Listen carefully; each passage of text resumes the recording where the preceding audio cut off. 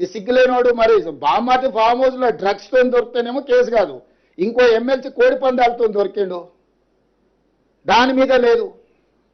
ఇవాళ నేను చెప్తున్నా అధికారికంగా, దుబాయ్లో చనిపోయిన కేటీఆర్ మిత్రుడు ఆర్థిక లావాదేవీలు వాళ్ళ ఎమ్మెల్యే ఎక్స్ఎమ్మెల్యే వాళ్ళ ఫామ్ హౌస్లో డ్రగ్స్తోని పోలీసుల మీద కాల్పులు చేసి దొరికిండు. ఇంత చట్టాన్ని గౌరవించి సమాజాన్ని ఉద్ధరించే కేటీఆర్ ఏడబడుకున్నాడు, ఏ బొక్కలు పడుకుండు? ఎందుకో పార్టీల నుంచి సస్పెండ్ చేయలేదు వాళ్ళను. అసలు ఎంత సిగ్గులేనితనం, బర్తగించిన తనం, ఇంతకంటే సిగ్గు తప్పినోడు ఎవడన్నా ఉంటాడా? మరీ సిగ్గు లేకుండా మాట్లాడిందా? నిన్నగాక మనం ఆయన బెయిల్ వచ్చింది, ఫామ్ హౌస్లో డ్రగ్స్తో దొరికి పోలీసుల మీద కాల్పులు జరిపినోడు వాళ్ళ పార్టీ కనీసం ఆయన నోటీస్ ఇవ్వలేదు, ఆయన పార్టీల నుంచి సస్పెండ్ చేయలేదు. ప్రత్యక్షంగా పార్టీ ఉన్నోడు రెడ్ హ్యాండెడ్గా దొరికితే దాని గురించి మాట్లాడాడు. అతను ఆయనకు అమాయకుల్లాగా కనిపిస్తాడు, జాతిరత్నంలాగా కనిపిస్తాడు. ఈయనకు యువతల పిల్లల్ని చట్ట ప్రకారము పకడ్బందీగా చర్యలు తీసుకున్నాం.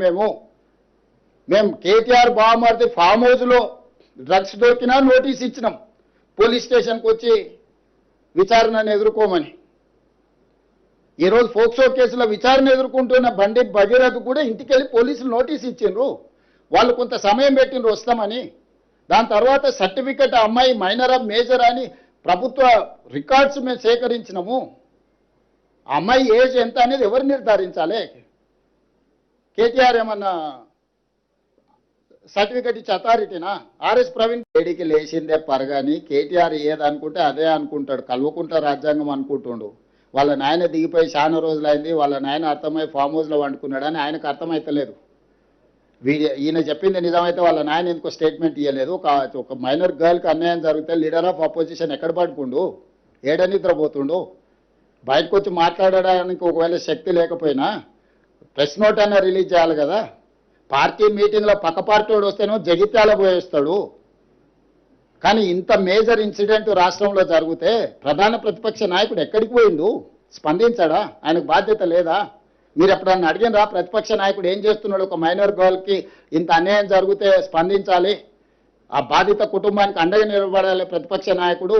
10 ఏళ్ళు ముఖ్యమంత్రి ఉన్న చంద్రశేఖరరావు అధికారం ఉంటేనే బయటకు వస్తావా, లేకపోతే ఫామ్ హౌస్లో పండుకుంటావా అని ఎందుకు ఒక్కరన్నా మీరు అడగకపోతే? ఆయన కాదు, ఆయన తరఫున ఒకళ్ళతో పుచ్చుకున్న బంట్రోతులు ఉంది కదా, బంట్రోతులన్నా అడగండి. మరి అది పరిస్థితి రాష్ట్రంలో ఉన్నది.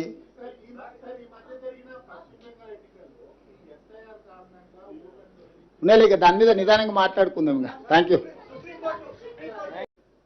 అమ్మాయి తల్లిదండ్రులు పోలీస్ స్టేషన్లో వచ్చి ఫిర్యాదు చెయ్యకంటే ముందే ఆరోపణలు ఎదుర్కొంటున్న వాళ్ళు కరీంనగర్లో ఒక కేసు పెట్టారు. ఆ ఎఫ్ఐఆర్లో ఏందనంటే అమ్మాయి మైనర్ కాదు మేజర్ అని ఒక వివాదాన్ని తెరలేపినారు.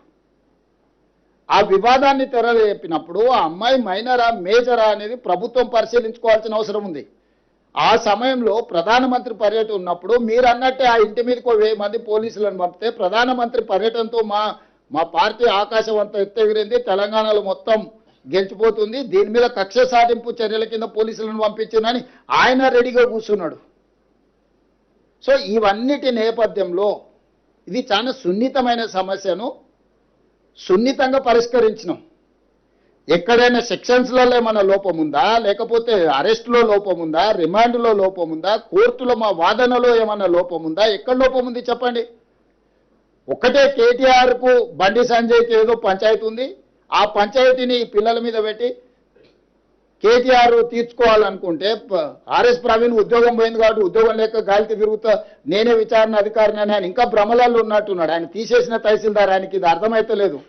పెట్టిండ్రు వస్తామని. దాని తర్వాత సర్టిఫికెట్ అమ్మాయి మైనర్ ఆఫ్ మేజర్ అని ప్రభుత్వ రికార్డ్స్ మేము సేకరించినాము. అమ్మాయి ఏజ్ ఎంత అనేది ఎవరు నిర్ధారించాలి? కేటీఆర్ ఏమన్నా సర్టిఫికెట్ ఇచ్చే అథారిటీనా? ఆర్ఎస్ ప్రవీణ్ కుమార్ ఏమన్నా ఐఓనా? ఐఓలు వెళ్ళి స్కూల్లో అమ్మాయి బర్త్ సర్టిఫికేట్ తీసుకొని 10th క్లాస్ సర్టిఫికేట్ తీసుకొని అమ్మాయి హాస్పిటల్స్లో బర్త్ సర్టిఫికేట్ తీసుకొని ఆధార్ కార్డు తీసుకొని ఆ అమ్మాయి మైనర్ అని నిర్ధారించుకొని ఇమ్మీడియట్గా ప్రభుత్వం యాక్షన్లకు దిగింది. కోర్టు కూడా మమ్మల్ని తప్పు పట్టలేదే. ఓన్లీ కేటీఆర్ కోర్టులో తప్పు, నాదే ఫామ్ హౌస్ మేము మీటింగులు పెట్టుకున్నాను ఒకటి చెప్తాడు, నాకు సంబంధం లేదని ఇంకోటి చెప్తాడు, అనుమతి లేకుండా కట్టుకుంటే ఏమైందని వాడు అంటాడు. నీతులు చెప్పడానికే ఉన్నాయని మాట్లాడొద్దని చెప్పుర్రి దయచేసి మీరు కూడా కలిసినప్పుడు. నాకు తెలిసి మిమ్మల్ని కలవాడనుకుంటా.